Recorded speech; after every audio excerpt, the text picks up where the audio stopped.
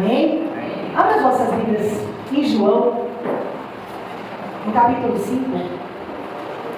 Aleluia. Glória a Deus. João, capítulo 5.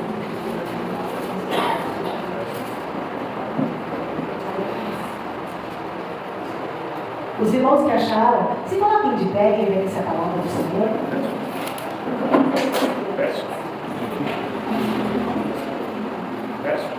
Não, aqui mesmo. João, capítulo 5, eu já vou estar lendo, amém? Depois disso, havia uma festa entre os judeus, e Jesus subiu a Jerusalém. Ora, em Jerusalém, à próxima porta das ovelhas, um tanque, chamado em hebreu Betesda, o qual tem 5 alpendres. Desses jazia grande multidão de enfermos, cegos, mancos e ressecados, esperando o movimento das águas. Porquanto o anjo descia em certo tempo ao tanque e agitava a água. E o primeiro que ali descia, depois do movimento da água, sarava de qualquer enfermidade que tivesse. E estava ali um homem que havia 38 anos se achava enfermo. E Jesus, vendo este deitado, e sabendo que estava neste estado havia muito tempo, disse-lhe: queres explicação? Pode se assentar hoje. Aleluia. Veja que a palavra aqui do Senhor, ela vem dizendo, igreja, que havia uma festa. Havia uma festa em Jerusalém, onde Jesus também estava indo para esta festa. Os judeus sempre foram de celebrar, de celebrações, era um momento de celebração, era um momento onde a cidade estava voltada para a alegria, para a celebração, era uma festa, igreja. Mas a palavra do Senhor vai dizer que Jesus, ele não foi para a festa, ele subiu para ir para a festa, só que ele foi lá para o tanque, aonde estavam essas vidas, aonde a palavra vem me relatando que ali tinha muitos enfermos, cegos, mancos, paralíticos, tudo com tipo de enfermidade naquele local tinha. Betesda em hebreu, casa de misericórdia divina. E o Senhor preferiu estar na casa de misericórdia divina. E hoje o Senhor está aqui, falando comigo e com você, porque Ele sabe como eu e você adentramos por essas portas. Ele conhece a necessidade da igreja e do povo dele. Ele conhece a igreja, por isso que Ele foi até esse local. E ali, igreja, olha o que Jesus viu, um cenário de enfermos, tudo quanto é tipo de enfermo. Por que eles estavam ali? Porque eles tinham esperança. A esperança deles estava naquele tanque. A qualquer momento aquela água ser agitada, e a palavra vai dizer que o primeiro que descia era sarado de qualquer enfermidade que tivesse. Só que, veja, igreja, abrindo um parênteses aqui, Jesus entrou neste lugar e ninguém prestou atenção, ninguém percebeu que Jesus entrou. Por que ninguém percebeu? A esperança deles era o tanque, a esperança deles era mover daquelas águas. Como que alguém vê Jesus se os olhos estão voltados para outras coisas? Como alguém vê Jesus se a esperança deles não é Jesus? A esperança deles era o tanque. A esperança deles era ficar ali olhando, porque não podia perder a oportunidade. Porque se eles não olhassem e a água fosse agitada, outro entrava primeiro e eles ficariam para trás. Agora veja que interessante. Este homem, há 38 anos aqui, e não tinha ninguém para falar assim: olha, quando o tanque for agitado essas águas, eu vou pegar você e vou te levar. A esperança dele nem era mais o tanque, igreja. Porque quando Jesus perguntou para ele: você quer ser curado? Ele começou a desabafar com o Senhor.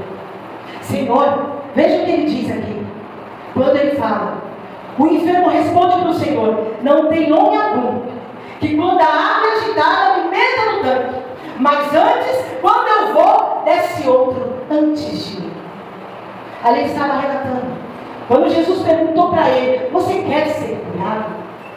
Aí ele começou a relatar: não tem ninguém, eu quero ser curado, mas não tem ninguém que possa me levar até o tanque. Aí esse homem começou um desabafo com Jesus. desabafar. E nesse desabafo, igreja, foi pior do que ele imaginava. Ele não era só um paralítico, ele não tinha ninguém. Ele não tinha um amigo para levar ele no tanque. Ele não tinha um parente para levar ele até aquele tanque. Ele não tinha ninguém, então a esperança dele, ele estava ali. Mas a esperança dele não era mais o tanque, porque ele estava esperando em pessoas. E muitas vezes, quando esperamos em pessoas, nos decepcionamos. Mas Jesus estava ali. E ele nem imaginava quem era que falava com ele. Era aquele que tinha todo o poder e tem todo o poder de fazer o sobrenatural. Ele estava ali relatando os problemas dele para o Criador, igreja. Para o Criador. Para aquele que diz, haja e ouve e se fez todas as coisas. Era para ele que ele estava relatando a sua dificuldade. E Jesus disse para ele. Quem está com a Bíblia aberta e quiser acompanhar, versículo 8. Jesus disse-lhe, levanta-te, toma a tua cama e anda. Jesus não falou muito tempo, Jesus não precisou de muitas horas. Jesus olhou para ele com autoridade e disse para ele, levanta, anda, toma a tua cama. Aleluia. E veja que o homem, igreja, ele se levantou. A palavra do Senhor vai dizer que logo aquele homem ficou são, tomou a cama e partiu dali. Ele não precisou fazer uma fisioterapia. Ele já pegou uma perna, um braço. Sabe que é um processo quando você fica muito tempo imobilizado. Quando você tira a sala, tira aquele gesso, você tem que fazer uma fisioterapia, você tem que ter aquele processo de tratamento para voltar a andar. Este homem estava 38 anos, igreja. Não era 35 dias, não era 38 dias, não era 38 meses, era 38 anos, era anos. Mas com o poder da palavra do Senhor, aquele homem se levantou. Porque eu creio que os nervos, os ossos, teve que obedecer a palavra dele, de quem estava dando a ordem. Aleluia! Glória a Deus. Aleluia! Porque quem deu a ordem não foi qualquer homem. Quem deu a ordem para aquele homem foi Jesus, o Criador, o que o fez. Aleluia! Louvado seja Deus. E ele se levantou e ele obedeceu o Senhor. Ele poderia ter se levantado e ido embora, mas a palavra vai dizer que ele se levantou, ele pegou a tua cama, a cama dele, como foi ordenado, e andou. Só que o dia que Jesus curou ele, era um dia de sábado. A palavra vai dizer que era sábado. E logo os fariseus se incomodaram com aquele homem caminhando com aquela cama. E foram lá e perguntou, quem é que mandou você carregar essa cama? Com doutrinas, com religiões, com escravidões, ali sujeitando aquele homem aquelas leis que só escravizavam, leis que não tinham nenhum poder de tirar aquele homem daquele estado a qual ele estava. Aí ele relatou, o homem que me curou mandou eu me levantar, eu andar e levar a minha cama. Aleluia. Aí eles perguntaram, quem é esse homem? Ele não sabia. Ele não sabia o nome ainda de Jesus. Quantas vezes o Senhor faz algo extraordinário nas nossas vidas? Fez quando estávamos lá, no lamaçal do pecado. Porque quem está no lamaçal e tenta sair, só vai se afundar. Porque em nós não há força nenhuma. Em nós não há como sair. Mas Ele viu a minha e a tua necessidade. E estendeu a mão e nos tirou do lamaçal. Mesmo quando eu e você ainda não conhecia o nome dele. Foi o que aconteceu com esse homem. Como eu vou falar o nome dele, eu não sei. Era um homem, ele mandou me levantar e levar a minha cama. Mas a palavra do Senhor vai dizer, gente, que esse homem agora está no templo. E quem vai ao encontro dele? Jesus. Quando Jesus vê aquele homem entrar, veja, igreja, que aquele homem entrou no templo. Para quem estava há 38 anos esperando alguém colocar ele num tanque, ele foi até o templo sozinho já. Esse é o nosso Deus. E quando nos põe de pé, Ele também nos ensina o caminho, a qual eu e você devemos andar. Porque Ele é o caminho. Ele é a única porta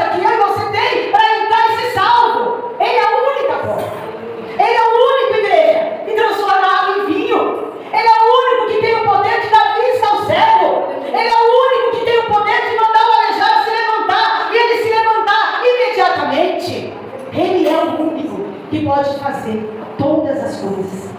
Só que ele falou para esse homem: olha, agora você está são. Agora você vai e não pegue mais, para que não suceda coisa pior. Então logo nós entendemos que aquela enfermidade era conta de algum pecado daquele homem. Porque tem enfermidades na nossa vida, igreja, que é por conta de pecados. Tem enfermidades na nossa vida que são consequências dos nossos pecados. Aí ficamos mesmo enfermos, não só no físico, mas na alma. Coisa terrível é a alma enferma. O físico é duro, mas se não for uma paralisia, o Senhor deixou os médicos. Mas a alma, só Ele tem o poder. Só Ele tem o poder de curar. Só Ele tem o poder de dar a palavra e falar: agora você está curado e liberto dessa enfermidade. Só Ele tem o poder de falar: os seus pecados estão perdoados. Porque só Ele perdoa pecado. Só Ele. Veja que num lugar onde tinha uma multidões de enfermos, só um foi curado. E já foi falado aqui nessa noite, na abertura deste culto, de fé. Sem fé é impossível agradar a Deus. Sem fé é impossível conquistar algo da parte de Deus. Mas aqui não tinha fé naquela situação. Quando ele começou a relatar ali para o Senhor, que ele tinha vontade de ser curado, mas ele não tinha ninguém, o Senhor foi saber. O Senhor hoje é a minha e a tua esperança. O Senhor hoje é aquele que faz o que ninguém pode fazer por mim e por você. Eu não sei como você entrou nessa noite. Eu não sei quais são as enfermidades, quais são os traumas, quais são as lembranças. E quando você deita no travesseiro, você lembra e aquilo te causa desespero, angústia. Te causa a enfermidade do século, a famosa depressão, que te faz viver embaixo de remédios, de calmantes, e parece que nada tem jeito. O médico não resolve, o que ele resolve é te dar uma receita para você continuar tomando os remédios, sabe Deus por quanto tempo. Remédios estes que por muitos anos vão tomando e só vai piorando o quadro. Sabe por quê? Porque tem coisas que é só Deus que pode fazer. Tem libertações que é só Ele que pode nos libertar. Só Ele pode nos libertar dos traumas. Só Ele pode nos libertar de angústia que nos fazem corroer ao ponto de não perdoar o nosso próximo. Falta de perdão causa enfermidades terríveis, igreja. Terríveis. Porque a oração mesmo que o Senhor Jesus nos ensinou, primeiro começamos exaltando Ele e pedindo perdão para Ele, assim como nós perdoamos os nossos devedores. Então como que Ele vai nos perdoar se eu e você não perdoamos? São enfermidades. Mas Ele está aqui nessa noite. E Ele quer nos curar de todo trauma, de toda enfermidade, de tudo que nos abala espiritualmente falando, de tudo que nos causa dor, de tudo que nos paralisa ao ponto de muitas das vezes não querer vir para a casa do Senhor. Hoje eu não vou. E aí entra no desânimo, porque a vida não muda, a situação não muda, a história é a mesma. Mas hoje Ele está perguntando para vocês: vocês querem ser curados? Vocês querem ser libertos? Querem ser libertos desse trauma? Dessas lembranças, dessa enfermidade que causa dor e tristeza? Você quer ser curado? Aleluia! Porque é Ele que está aqui, igreja. Ele chegou neste lugar primeiro que eu e você. Ele entrou e nos recepcionou, a todos nós. Os irmãos ouviram o testemunho da nossa irmã Sandra. Que difícil até de falar. Quanta dor. E ela estava como este paralítico. O paralítico estava dependendo de pessoas para o levar. Só que os outros enfermos daquele lugar estavam dependendo de um tanque, de uma água a ser agitada. A nossa irmã estava dessa forma, orando diante de uma imagem que não pode ver, que não pode ouvir, que não anda, que não vive. Mas Ele vive, Ele está vivo. E a prova que Ele está vivo é o testemunho da nossa irmã, é o testemunho do nosso irmão Marcos, é o testemunho do nosso irmão Celso, é o meu testemunho. Porque eu sei de onde eu vim. Às vezes vocês podem me ver assim, feliz, alegre, mas eu vivia uma amargura de alma. Todo dia eu queria tirar minha vida. Todo dia eu acordava no intuito: hoje eu vou ter coragem de tirar minha vida. Hoje eu vou conseguir. Eu era infeliz, igreja. Eu não tinha alegria, eu não tinha paz. O meu lar era um lar destruído. O meu casamento era um casamento destruído, fracassado. A minha casa só se ouvia gritos, choro, gemido. Porque aonde não tem Deus, não tem nada. Tinha só paredes, móveis e aparência. E uma mulher infeliz. Mas um dia eu vim no louvor, lavando a louça. Aquilo me deu uma angústia. Uma angústia. E eu deixei na época meu filho com meses de idade, na mão da minha irmã, era um domingo. Deixei ele nos braços da minha irmã. Falei, eu vou ali e já volto. Só que se eu for ali, no meu pensamento, eu falei, eu vou sair, eu vou atravessar a rua, porque o carro vai me pegar e eu vou morrer. E eu vou dar cabo da minha vida. Como eu já era conhecedora da palavra, só que eu já estava afastada. Então eu sabia que se eu tirasse a minha vida, não ia ter perdão. Então eu quis enganar ao Todo-Poderoso, que sabe todas as coisas. Antes que eu e você abra a boca, Ele já sabe o que estamos pensando. E aí eu saí da igreja, eu atravessei uma avenida, e no momento que eu atravessei, não passou nem um carro. E eu saí andando sem rumo, e eu entrei dentro de uma igreja, que até hoje eu não sei como eu entrei dentro daquela igreja. Até hoje. Eu não sei porque, depois que eu vi tinha escadas, eu não me lembro de ter subido aquela escada, eu só lembro que quando eu cheguei, estava no louvor final. Mas ali eu levantei as mãos e falei, Jesus, me ajuda. O Senhor é a única saída, o Senhor é a única porta, o Senhor é o único que pode fazer por mim o que ninguém pode fazer. Aleluia. E Ele fez. Ele me encheu do Espírito dele, em prova, porque Ele está vivo. Ele tomou a minha vida, e de lá para cá, são 15 anos, para a glória dele. Não é mérito meu, porque todo dia eu me esforço, e todo dia eu sei que quem me conduz é Ele me segurando pelas mãos dele. Todos os dias quem me dá força é Ele. Hoje eu tenho paz, hoje eu tenho alegria. Hoje no meu lar não se ouve mais grito, não se ouve mais grito. Em setembro eu vou fazer 30 anos de casado. Mérito meu também não. Quantas vezes eu quis largar, quantas vezes eu quis ir embora, mas o Senhor olhou para aquele casamento e falou, não vai sair desse casamento, porque eu tenho um projeto com os dois da terra. E eu estou até hoje no meu casamento, para a honra e glória dele, porque tudo é para ele.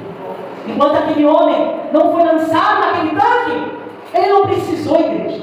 Sabe por quê? A água viva estava diante dele. A água viva que salta para a vida eterna estava diante dele e está diante de nós nessa noite. Água viva. Tudo que vem dele tem vida. Ele entrou no lugar onde as pernas já estavam mortas daquele paralítico, mas ele deu vida, porque ele é vida. Ele é a própria vida. E eu creio que da mesma forma, ele mudou a minha vida. E mudou a vida de muitos que estão aqui. Muitos que nem pensavam em um dia estar de pé, intercedendo para uma igreja. Muitos que nem imaginavam estar de pé orando pelo povo de Deus. Ele transformou. E Ele quer transformar a tua vida também nessa noite. Vem aqui para frente. Vamos orar todos juntos.